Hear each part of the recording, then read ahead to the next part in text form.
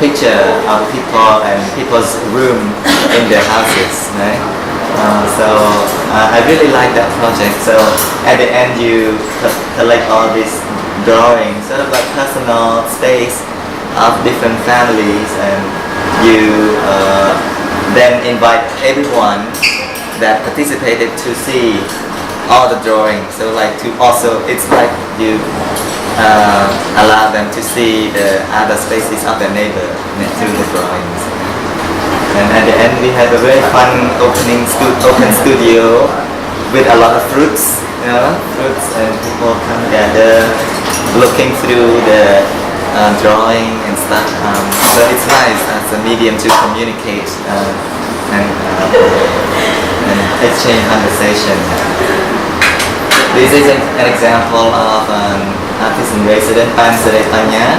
He's Cambodian architect.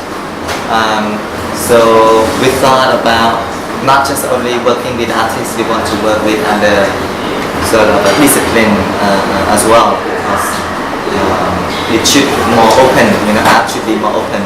If art so limited itself, then it's not art.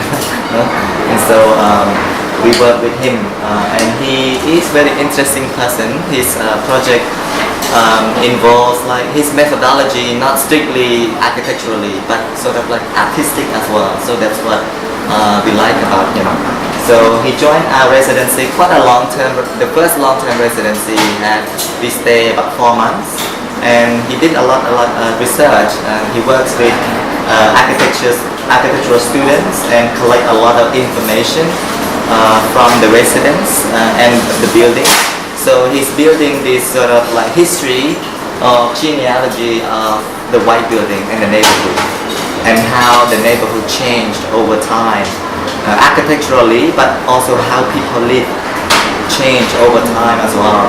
So he used like very rigorous methodology in research, and collecting a lot of interviews, collecting photographs, comparing to the original sketch of the building, trying to understand how people change and adapt their way of living in the building.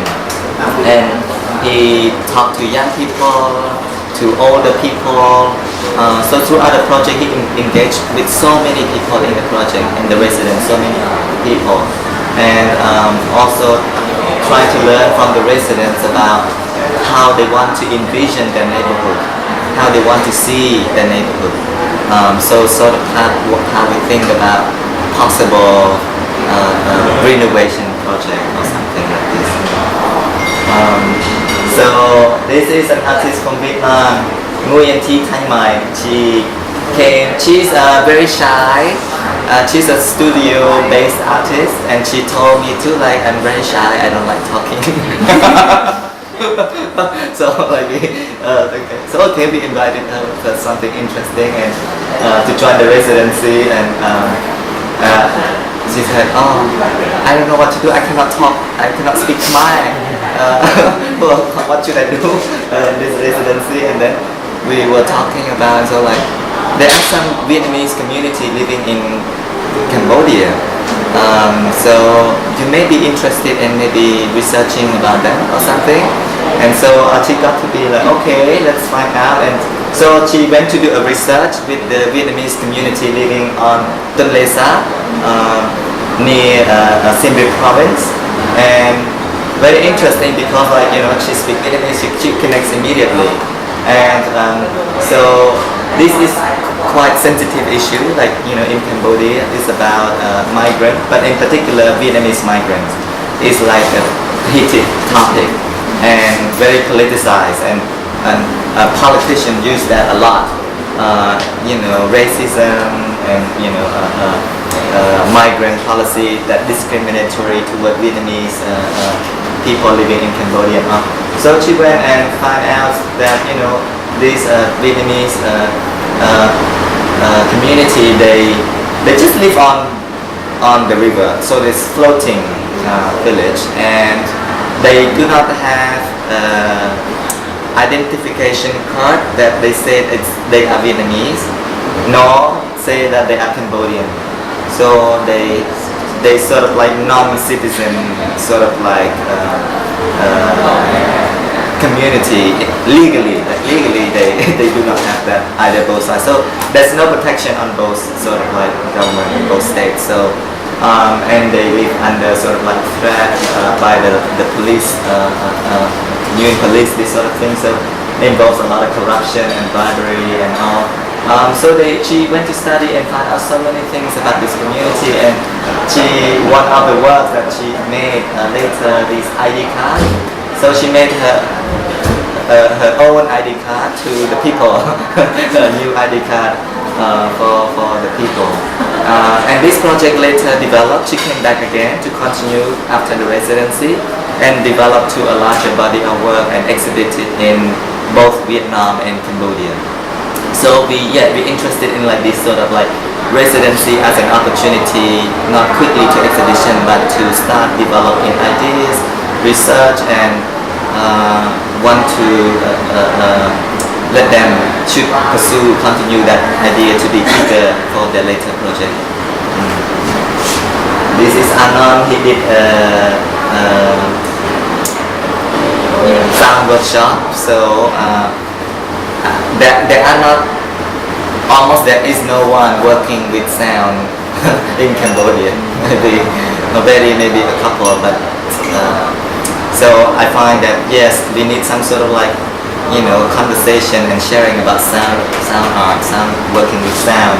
So we invited Anon to come do residency with us, and he did a series of workshops, and one of them was the sound workshop and with our student.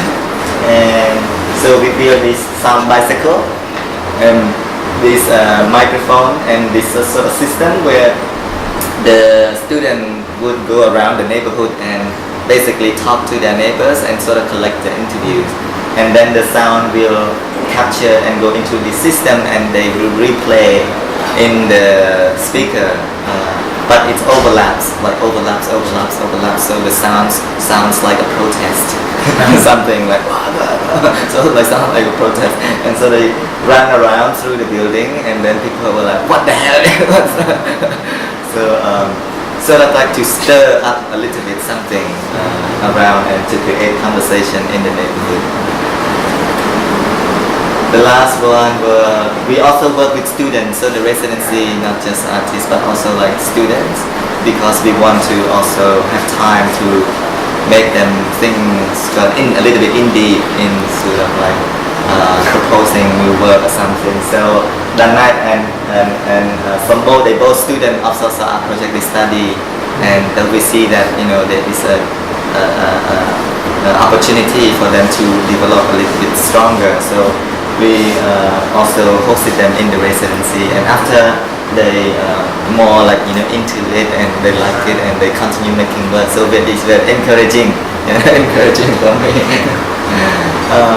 And we do collaborative projects and events, and one of the key thing that we want to think Social Art Project is that we are not bound by the space, the physical space, because we don't want to think as a gallery.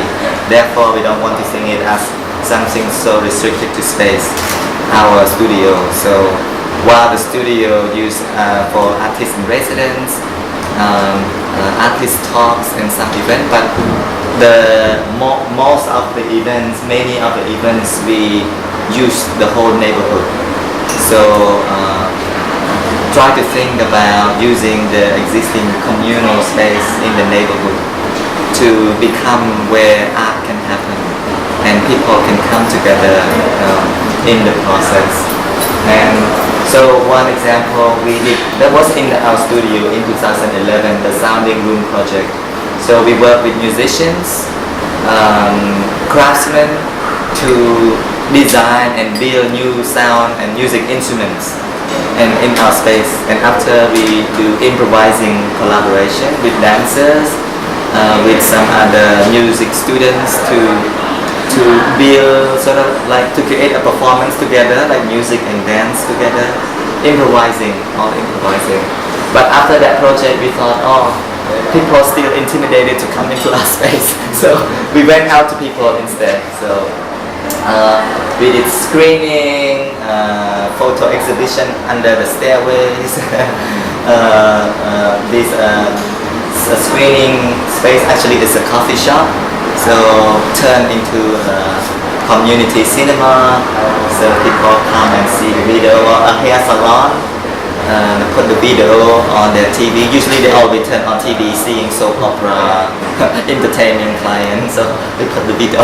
They said, okay, you can put this video. So and we make the student to be the agent. The student to be the agent to communicate and negotiate with the neighbors to get the space. So it's, because we want to encourage that it should become from student and artists and residents themselves that they can make it happen. They don't rely on us. So this example we did on the rooftop of the building as part of this festival. So about 200 people on the rooftop, and so we work with also this classical tradition, right? So at that time I was like, oh, are we do contemporary art or what are we doing? So I started to question ourselves, and then I thought maybe it's okay to do other things, not just like contemporary art, because due to the nature of this neighborhood, I think we need to be able to respond and engage with them. And this is a traditional practitioner, so we work with as well. So it's okay. So this is we had that as a 2 weeks event of exhibition, performance, film screening, so a lot of events happening over a period of 2 week festival. Photo exhibition inside our studio, rock band concert on the street by the band from the White Building, and video art screening on the street, something like this. And we tried this like sound thing with this Beijing-based artist. He come and do something on the rooftop that people listen and supposed to be hypnotized by his by his sound. We do also like experimental performance and lighting also on the street. We work with different artists and practitioners and try to see like what collaboration can produce, what will happen from collaboration of people from different disciplines. And lately we keep doing monthly village cinema. So every month we have a village cinema screening where we screen one long sort of like popular film and fun comedy, something like this, Cambodian and international or something. So we screen like Mr. Bean, Charlie Chaplin, something like this. But before that, the promotion before, like you go to cinema, there's a promotion before trailer. So before that we have like short video art, short video documentary, as trailer before the long piece. So we try to mix both. Yeah. And so this is the current project that we did. So I worked with an architect, actually Pan Saray Panya, who did a residency with us before. We continue to work together. So we agreed to start this project together, and we get some also students from the architectural school and also some young people from the White Building to do this community project together. What we see is that this empty space on the rooftop, we see that as a potential for activities that it could, manifest in many interesting things. And we thought because it's so hot during the day, so it's only used during early morning and late afternoon or evening. So we thought, what if the roof provides sort of like shade and structure that allow people to use during the day too? What will happen? So that idea came, and so we sort of did a survey with the residents about what did you think about the roof, what would you like to do something on there, just try to learn from them what they want. So there's a mix of like people who want and people who do not want. They say, oh no, it's maybe they worry about the noise, they worry about problem, something. But some people want to also have a space. Oh, they want to use that. Yeah, want to go up and sort of like play. Or the older people, they want to do exercise, something like this. So we decided that we want to make a flexible structure on the rooftop, something that we can put up and also can take down very easily.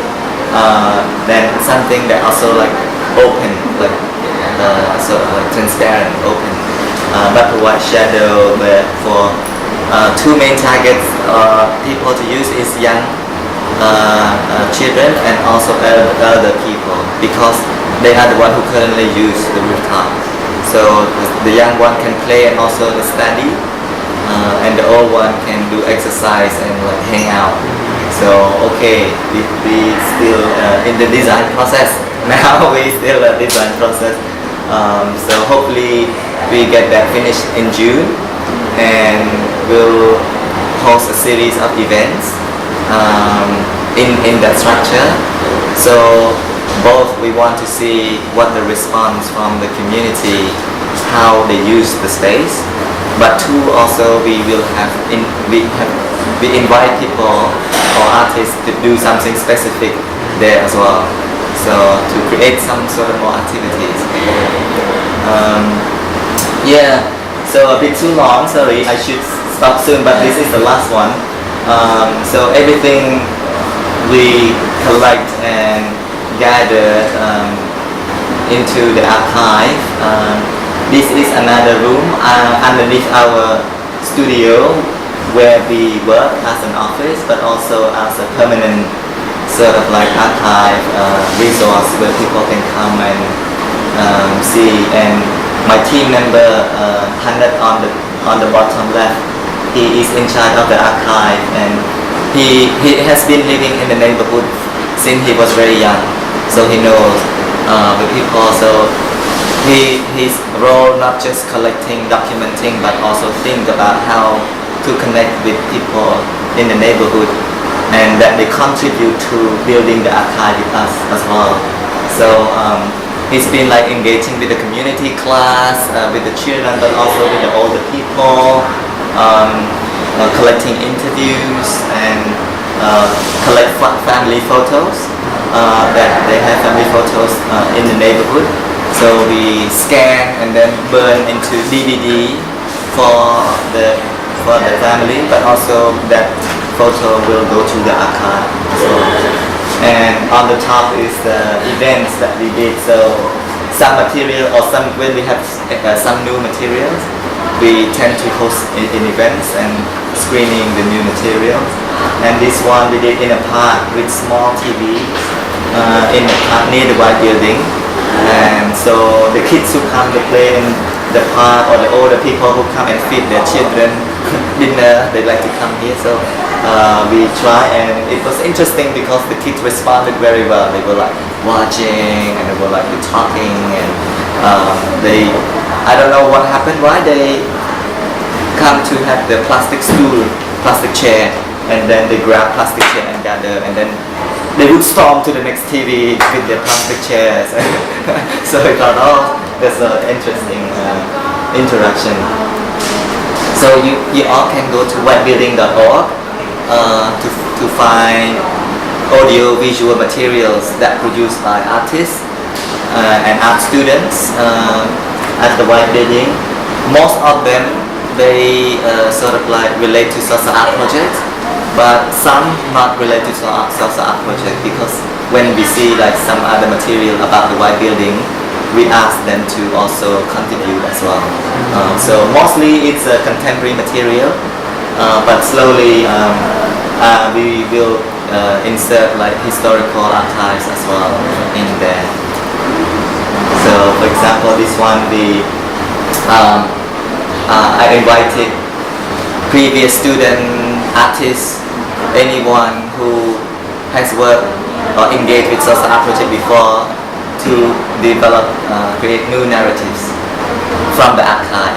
So I invited that they look at the whitebuilding.org and then create new narrative and combine with any other material from elsewhere online and compile into a URL web address and have their own story. So because I'm thinking about like archive should not be just one fixed thing, it should be someone should take it apart, create new meanings, produce something else. I think that's all. This is the last one. So the mechanism that we try to engage is to bring the students, the residents and artists to come to work together and to become a community, a shared community. And hopefully, this mechanism, I think, become something that they could use beyond just art, not just art, but they can do something else. And especially in this context of the uncertain future about this neighborhood, whether it could be the advocacy purpose or something more. I think it's I hope it's helps strengthen the possibility for the community to react, to do, or to advocate or something. And these are some of the ideas that we see ourselves, that our work is transcend. So like short-lived, it's not a long-term thing, but it's a short-lived of different things, short life, each event-based, one night, 2 nights based sort of events, and it's infused and disrupt the everyday living at the same time. It becomes part of the everyday living, but also it's disrupt the rhythm of the everyday living as well. And we also look towards and aspire to the collaborative process of working and learning together as because we see ourselves, we artists, and we learn all the time when we have other artists coming, when we work with students or other people, we learn also. So that's the way how we grow as an artist. And ideally, like I said before, we want to create this sort of like community of creative actions among the residents, students, and the creative practitioners. So you can find more go to sosamassan.com, sosaart.info, and whitebuilding.org. So I think that's all for me, and I open for comment or questions. I'm sure you might have a lot of questions.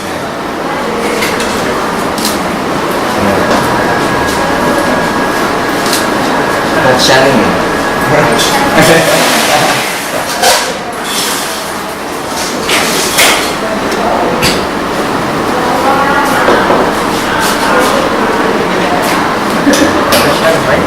Yeah,